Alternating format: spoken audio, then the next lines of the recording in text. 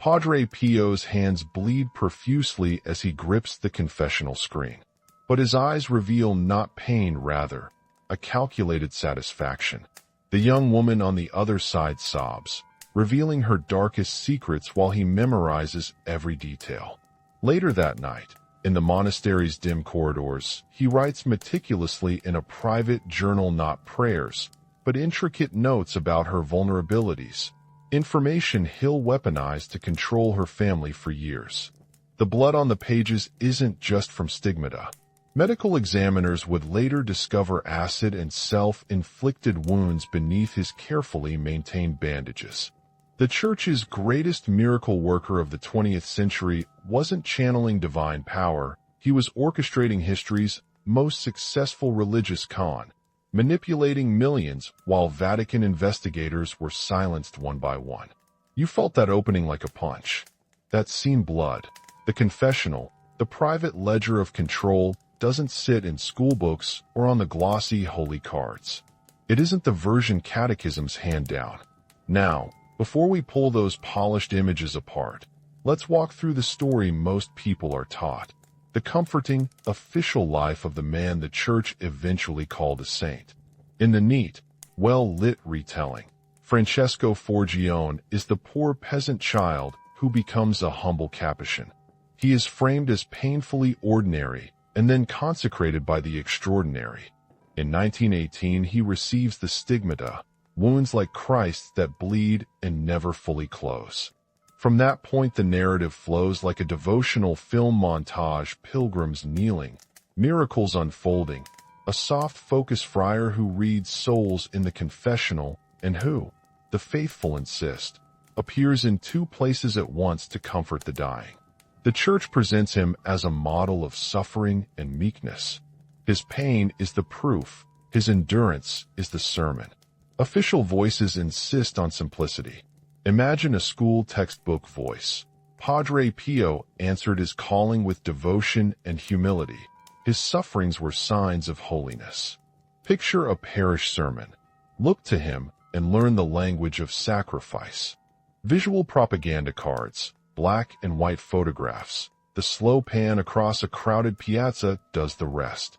The imagery is tidy. Bandaged hands, a lined but smiling face, rosaries clutched by all ages. These are the scenes stamped into popular memory. Here are 3 synthetic lines that capture the voice of the official script. A Vatican brochure might say, Pio of Pietrelcina embodied Christ-like suffering and blessed generations with miraculous gifts. A parish historian, with the deliberate cadence of certainty, would note, his wounds were visible proof that God had chosen one of our own. A modern pilgrimage guidebook reads like a promise. Millions have found healing at his shrine. Come and witness the miracle. That version comforts because it closes gaps. It teaches cause and effect. Suffering begets sanctity. Sanctity begets miracles. Miracles beget renewal. It also performs a civic function. A saint heals a nation that has lived through war and modernity. Italy, bruised by conflict and by political upheaval, could hold up a living sign of divine favor and say, in effect, we are still chosen. The image was useful. Institutions, local economies, Catholic charities, politicians keen on moral legitimacy found obvious advantages in a popular, marketable saint. But the official story is tidy for a reason. It erases friction. Accounts that complicate the image, medical reports, awkward Vatican decrees, local testimonies of intimidation are absent from the polished narrative.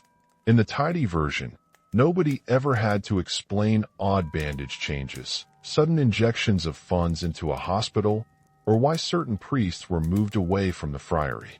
You are taught a life shaped like a devotional icon. What it omits is a whole backstage. Why does this comfort us so much, you might ask? Because stories of saints answer a modern loneliness. They give meaning to suffering, reorder chaos into providence, and hand people the ready-made feeling that a miracle can be bought with faith. They also create customers, pilgrims who bring money, media that sells a miraculous image, and politicians who borrow holiness to decorate policies. Now imagine a classroom film strip that follows the official arc fade in, a humble boy in a sunlit field. Cut to the monastery, stained glass, incense. Voiceover, from small things, great graces. The film ends with a crowd in San Giovanni Rotondo lit by candles and hope. It's a sequence designed for reassurance, not inquiry. This is the version most people learn. It's clean. It's nourishing. It asks no hard questions. But it's also too neat, and that neatness will not survive a closer look. There are documents, medical notes, and witness accounts that do not fit this film strip. And those contradictions will be the first cracks in a much larger structure. You are about to see them. Thank you for staying with this investigation so far. This channel is small and hungry for more research.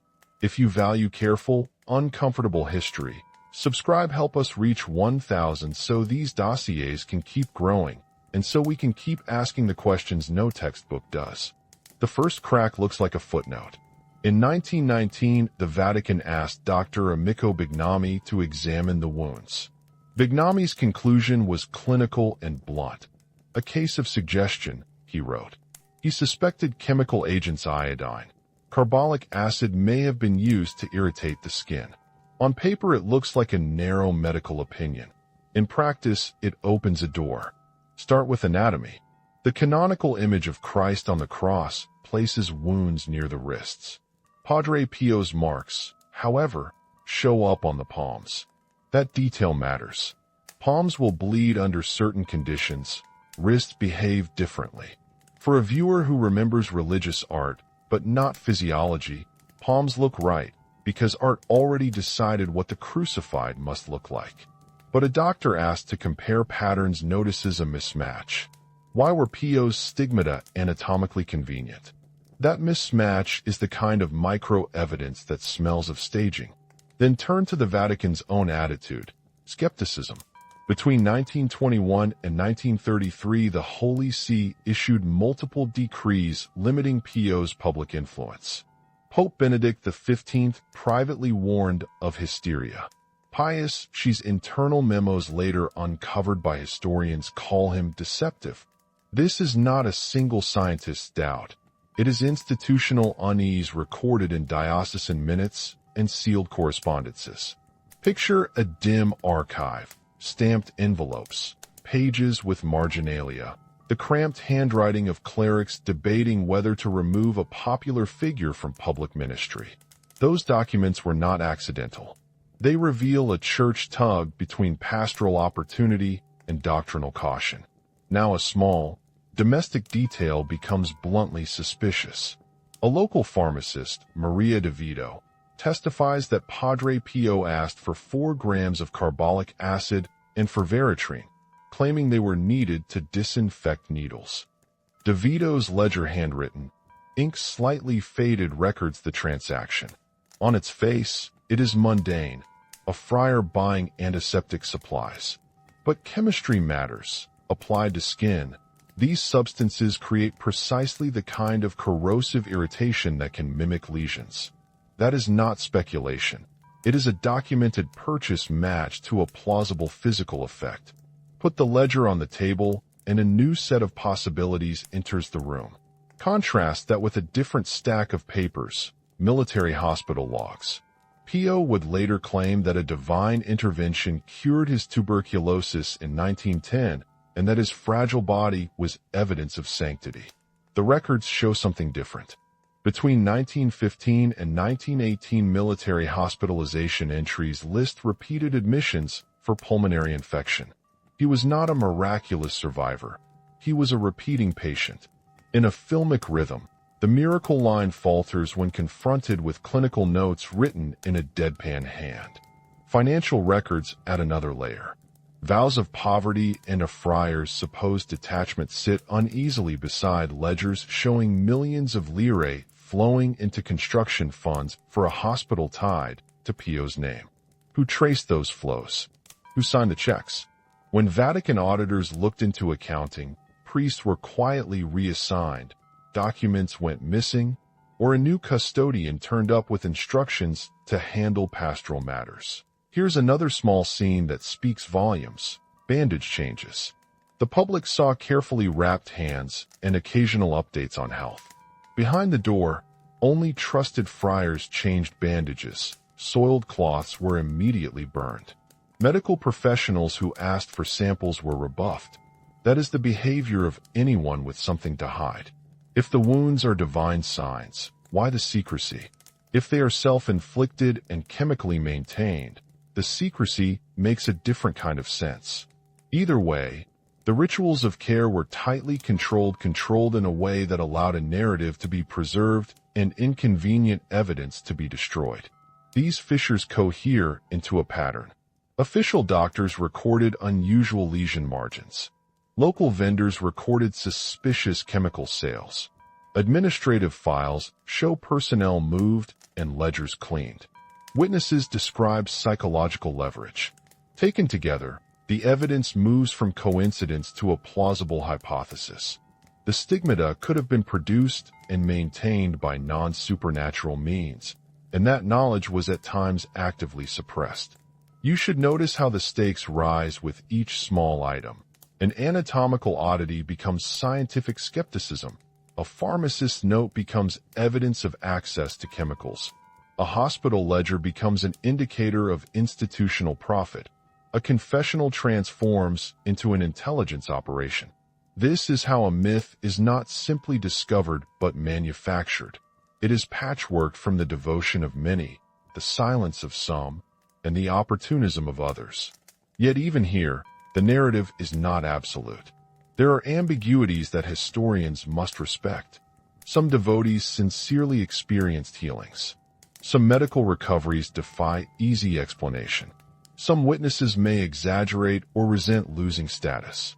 The aim is not to turn uncertainty into certainty, but to point out where the official story glosses over inconvenient realities and where powerful actors had clear incentives to let it do so. What follows from these cracks is not a tidy verdict. It is an invitation. Look at the archival pages, read the marginal notes, follow the money, and pay attention to the gestures people use when they are protecting a story. The saintly film strip is still playing in churches and on postcards, but behind it there are yellowing memos and human costs that won't be erased by pious images.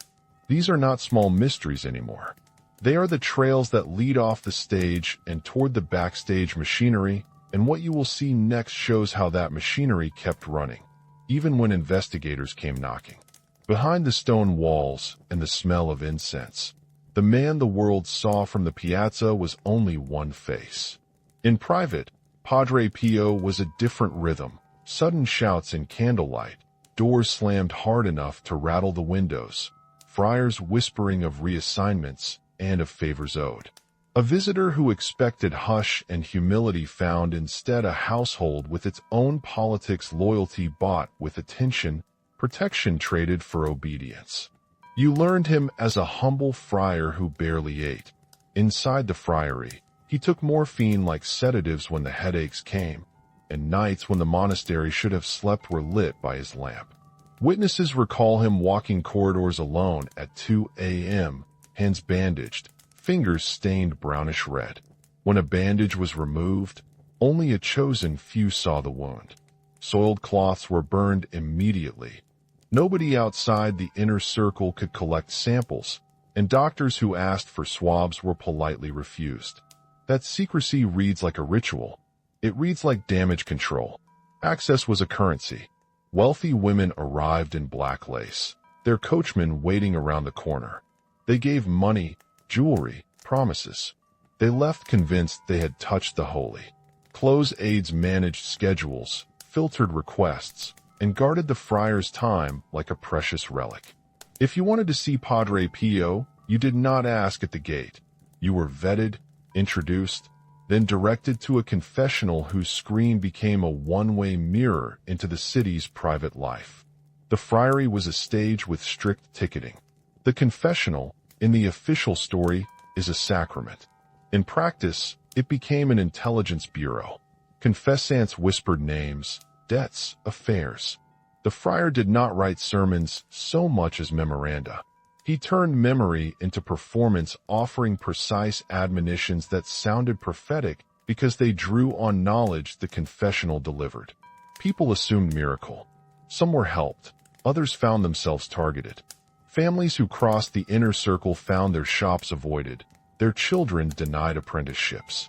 Social ostracism in a small town is a subtle, efficient punishment. The political network was not accidental.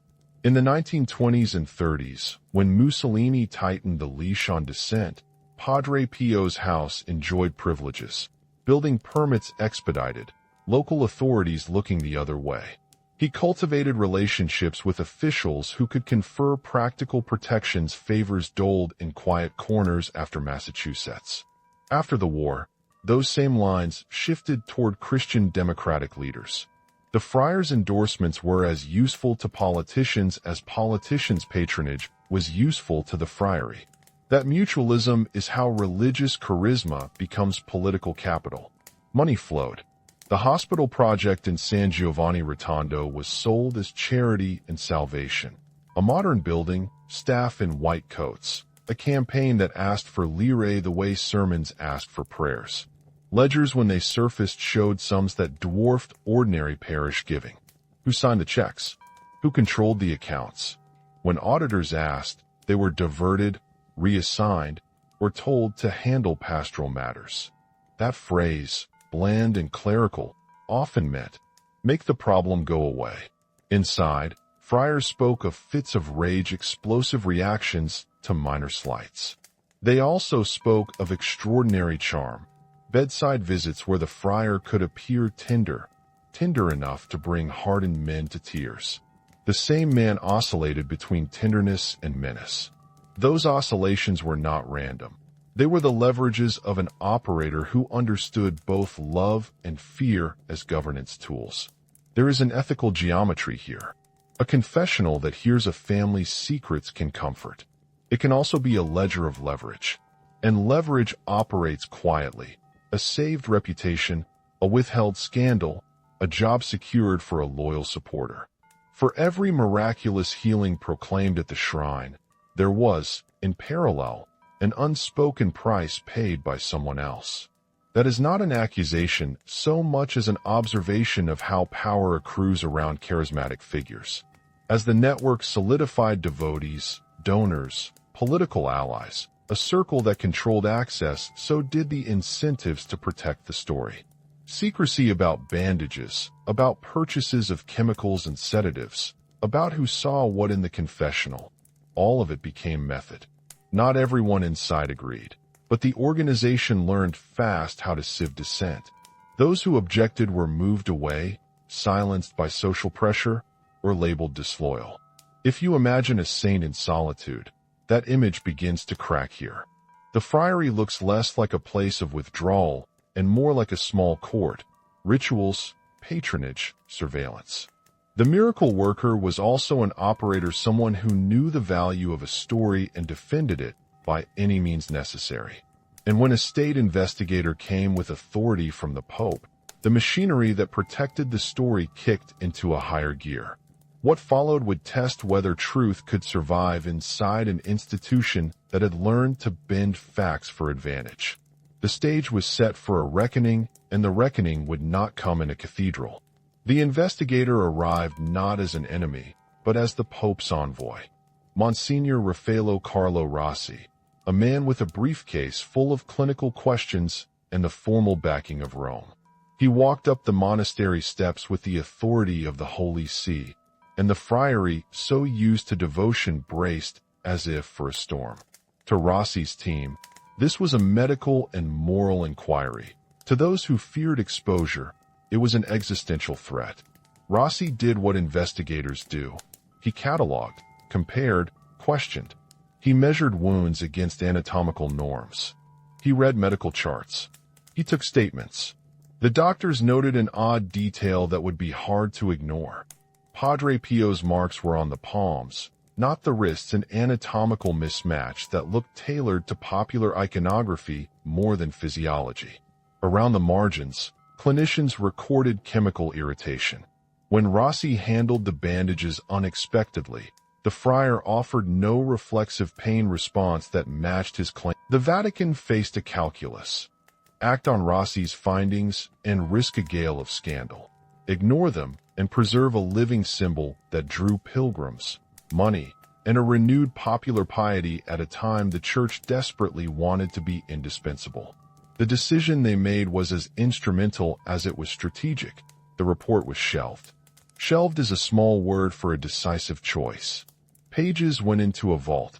Investigators' names became footnotes in internal files. Orders were issued that quietly repositioned inconvenient clerics. Pharmacist Maria De Vito, whose ledger recorded suspicious purchases, found her business boycotted. The doctor who had raised questions was physically attacked in the street by devotees convinced of sacrilege. Intimidation is not always loud. Often it is the slow erosion of livelihood, the look that makes neighbors turn away. From that moment, a pattern became clear. Evidence could be neutralized by shifting people, burning traces, or simply waiting for witnesses to die. Time is a powerful ally of myth. The friary's inner circle tightened. The narrative outside miracles, healing, sanctity kept advancing while, behind closed doors, the Church chose a different path: containment rather than correction. The cost was not merely epistemic. Those who had hoped for institutional clarity felt betrayed. A modernizing church that sought moral authority instead sacrificed integrity for utility. The Rossi report was not the end of the story. It was an inflection point. It revealed that the apparatus that should have enforced truth instead weighed consequences and opted for the story that served institutional needs. After the investigation, threats multiplied, subtle and explicit. Witnesses were shushed. Records receded. The friary's campaign for the hospital intensified, and donations poured in from far beyond San Giovanni Rotondo. Pilgrims, hungry for signs of the divine in an uncertain century, queued for hours. The economy around the shrine grew. For many, the miracle paid for tangible improvements: a hospital wing, better roads, jobs. But this prosperity was built atop decisions that prioritized myth over accountability. What Rossi had documented remained buried, but the consequences persisted. By choosing the convenience of a living saint, the Church had also chosen a new rule: when institutional advantage and factual truth collide, advantage often wins. That decision would reshape not just one friar's legacy, but the institutional habits that would reappear in other scandals, other dossiers. The question now shifted from whether the stigmata were real to how an institution would manufacture immunity for a story it found useful. If Rossi's report could have stopped the machine, something else ensured it ran. What happened next was not merely the suppression of documents. It was the deliberate construction of a public image that erased inconvenient memory. The way that image was made through lenses, speeches, curated testimonies, and editorial choices was the engine of a new saint-making program. And that engine had many gears. The next act is the anatomy of that machine. After the investigation came the long, strategic work, not refutation, but reauthoring. The Church, which had once sent a team to measure wounds, now turned to a different expertise: management of meaning. The machine was modest in parts and vast in effect. Message control, staged visuals, cultivated testimonials, editorial patience. It is instructive to watch the mechanics up close. First, control the access. Skeptical priests were quietly reassigned. Loyalists took their places. Journalists who wanted an unscripted interview found reception clerks with lists and reservations. Reporters were given tours that emphasized piety and healing. Inconvenient questions were deferred or redirected. The friary became a media set where every encounter could be shaped. What the public saw was choreography: a saint in the soft light, a hand extended, the smell of sanctity palpable. What the public did not see were the margins: staff meetings where communication strategy was decided, envelopes passing in back rooms, instructions on which images to allow. Images mattered more than pages. Photographers were briefed. Shots were framed to obscure the anatomical inconsistencies, hands mostly gloved or bandaged, palms rarely exposed to direct scrutiny. Close-ups lingered on tearful faces, on bedsides where the friar leaned in to pray. These photographs circulated on holy cards, magazines, and newspapers. Repetition made them familiar. Familiarity made them part of devotional practice. A single carefully composed image can outlast a ledger and drown awkward marginalia. Personal testimonials were the most human of props and the hardest to dispute. A woman claiming a cured tumor, a soldier who said he saw the friar beside him in 2 places at once, a child who woke healed after a night at the shrine. These stories were collected, amplified, and sometimes rehoused into polished narratives. Medical skepticism, when it existed, vanished into archives. The public was fed a stream of human testimony that spoke to hope, to rescue, and to a world where the sacred still intervened. Timing was strategic. Restrictions tightened when Rossi's report circulated. Privileges were restored as skeptical witnesses aged or moved. By the 1950s, the original critics were fewer. By the 1960s, devotees who had never known the internal inquiry dominated the memory. When decision-makers later revised canonization procedures in 1983, streamlining investigations and removing the devil's advocate, they lowered the barriers for sanctifying popular figures. Institutional rules changed in a way that conveniently aligned with the existing myth. After Padre Pio's death, the hagiography accelerated.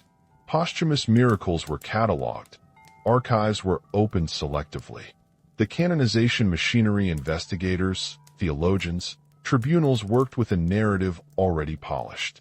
Pope John Paul II's fast-tracking of the cause in 2002 was the final, public seal. A priest who had been the subject of grave doubts was elevated to sainthood. The declaration did more than honor a life. It made dissent theorized as hostility to the Church, and skepticism a kind of heresy against popular piety. This is how institutional narratives calcify. First, control the present. Who speaks, who sees, who reports. Then shape the archive, which documents circulate, which are locked. Finally, reconfigure the rules so that past doubts are bureaucratically less relevant. The result is not an accidental myth, but a crafted legend useful, durable, and resistant to scrutiny. The machinery also created an industry. Pilgrimage tourism, an economy of relics and holy cards, donations to the hospital. These were not incidental. They turned devotion into revenue and moral capital into political leverage. Merchants made gloves and images. Tour operators sold packages. Politicians posed beside icons. What began as localized worship became a global product. And every product needs a story that sells it. Yet propaganda is never total. There are seams documents hidden in archives, testimonies that refuse to be polished, traces of chemical purchases, Rossi's yellowing pages. Those seams invite inquiry. Once you know to look, control points show themselves. Who was reassigned and why? Which files are sealed and by whom? Which journalists were given access and which were kept out? The machine depends on gaps and on the human tendency to accept a comfortable story. After dismantling the outward miracles into their parts, the confessional as information source, the wounds as chemically plausible, the finances as murky, the figure that remains is not a saint in the old sense, nor a caricature of fraud. What remains is complexity. A man with charisma and rage, a church balancing pastoral needs and institutional survival, a society hungry for meaning after war, and a media eager for miracles. The propaganda did not create holiness ex nihilo. It selected, amplified, and packaged certain features while minimizing others. What the myth did do successfully was to make questioning costly. To doubt Padre Pio was, for many, to risk social exile or to incur the accusation of blasphemy. That social cost is the real cement of the machine. It turns uncertainty into obedience. And so the narrative was sealed, not by theological proof, but by human systems marketing. A woman speaks for 10 minutes about a husband, a debt, a shame. He nods, makes the few sounds the confessor must make, then closes his eyes as if consulting scripture. Later he repeats the story to a friar, but with details he would never have known but for the confessional surrender. He does not murmur prayers so much as inventory human need.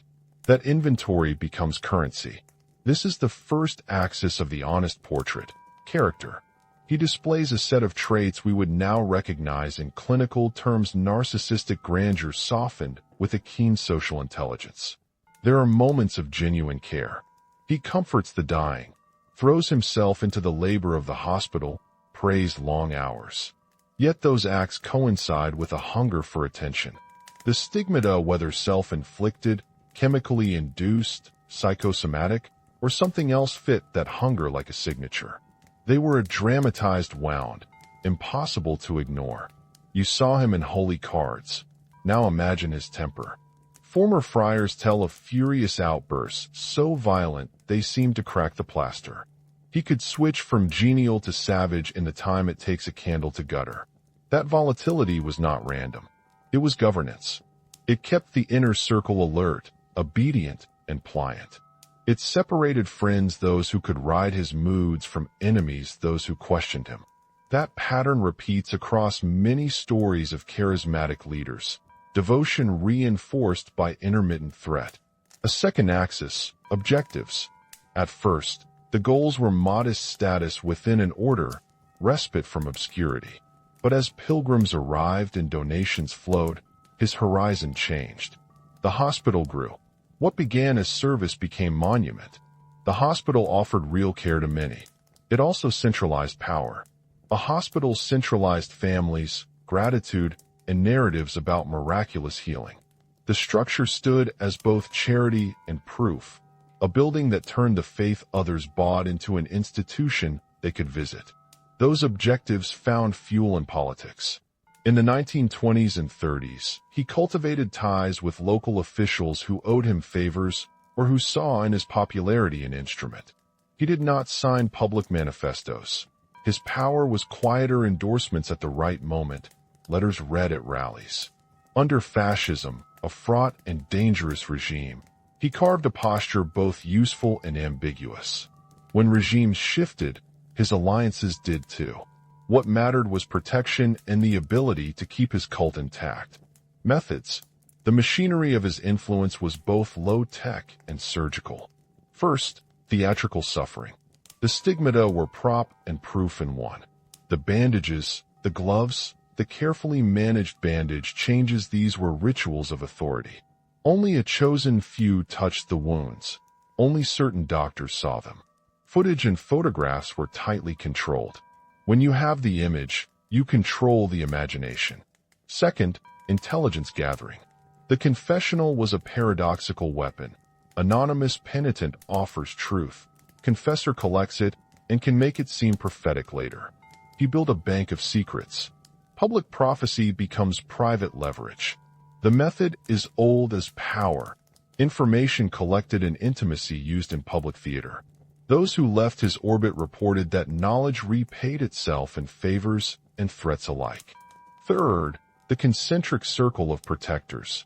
Female devotees, wealthy patrons, political intermediaries. He cultivated a network that mirrored the friary's ecclesiastical hierarchies. Gifts flowed. So did loyalty. Close to him, a few men and women gained material advantage, defended his reputation fiercely, and policed dissent. Further out, a community of pilgrims and local economies retooled themselves around his presence. In that economic ecosystem, a critic could be rendered socially and economically invisible almost overnight. Now the impact axis. The honest portrait must balance harm and solace. Millions experienced consolation at his hands. People returned home believing they had been heard, forgiven, healed. That psychological effect is real and important. For a society scarred by war, poverty, and dislocation, that consolation was not trivial. But another strand ran beside it: exclusion and damage. Some were humiliated by his judgments and confession. Some were coerced into donations. Others, skeptical priests, witnessed to chemical purchases. Inquisitive doctors were reassigned, ostracized, or worse. Which parts of this portrait are certainly true? The archival facts are narrow. The stigmata existed in public accounts. Rossi's report was written. Chemical purchases are recorded. Restrictions were issued. Friendships with political clients are documented. Which parts are interpretations? The precise psychological diagnosis that he was a clinical narcissist or a calculated con man remains interpretive. Historians can point to patterns. Psychologists may offer frameworks. None can state definitively the state of his soul. That ambiguity must be named.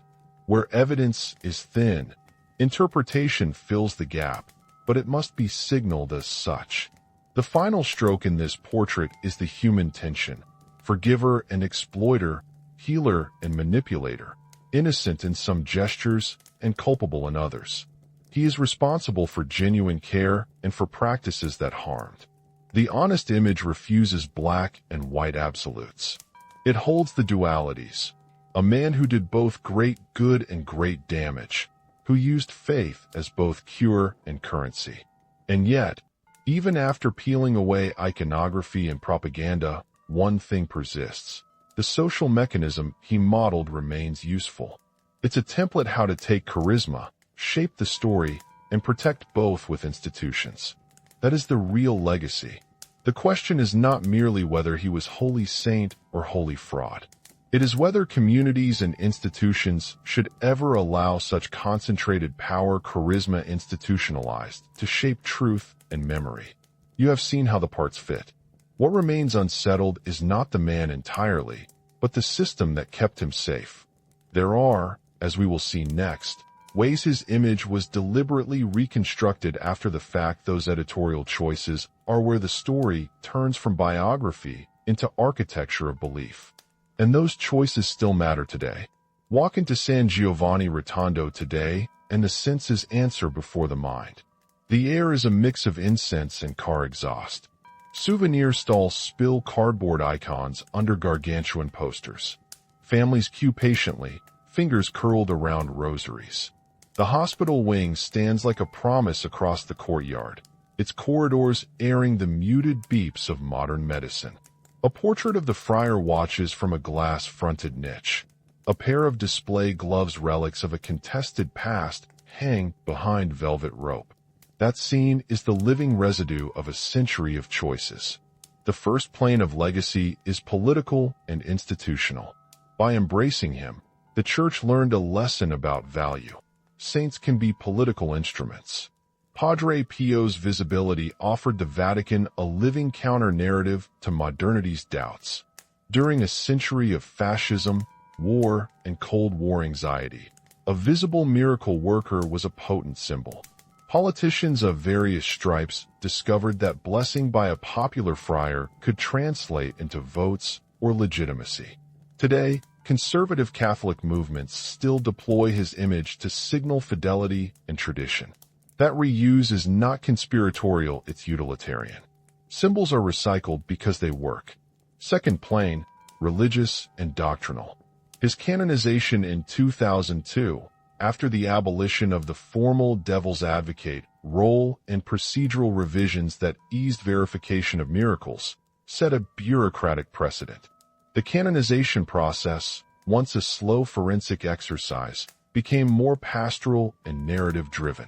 That institutional choice reverberates. When your verification leans on testimonial memory and curated files, past investigations like Rossi's 129 pages risk being footnotes. You learned earlier how archives were sealed and pages withheld. The present consequence is a church more comfortable trusting curated devotion over forensic skepticism. Third plane, cultural and market. The saint industry is vivid and modern. Tour buses ferry thousands to his shrine every year.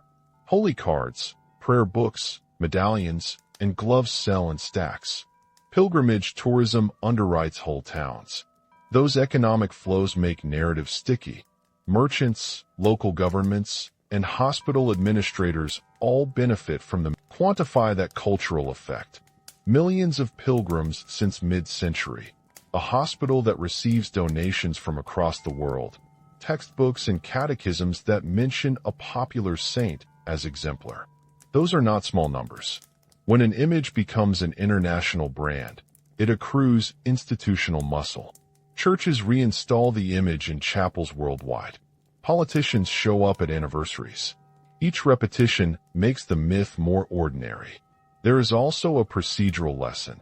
Institutions prefer stability over truth when the cost of truth is expensive. The Church's decision to shelve investigations and later promote the friar is not unique to papal archives. It's a pattern repeated across organizational life: hide a problem, protect a revenue stream, preserve public face. That pattern, once learned, becomes a default operating mode. For victims and whistleblowers, that pattern is lethal. You no longer contend with a single scandal. You confront a repeatable mechanism. Another contemporary ripple is cognitive. Devotees and casual believers experience cognitive dissonance when confronted with archival doubts. Some hold both truths simultaneously. I know the reports exist, but I also felt healed. That compartmentalization shapes religious epistemologies. It trains communities to tolerate contradiction rather than resolve it. Over time, that tolerance for contradiction becomes a cultural feature. Faith that coexists with, but resists, empirical scrutiny. There are political spillovers.